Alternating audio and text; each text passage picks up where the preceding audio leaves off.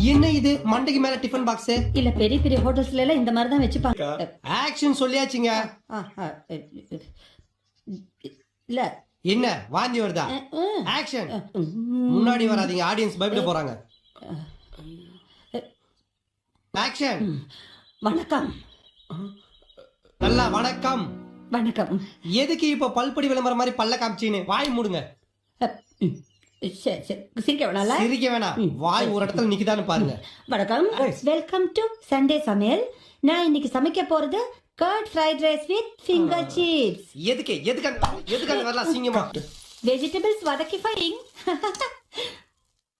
Madam yes.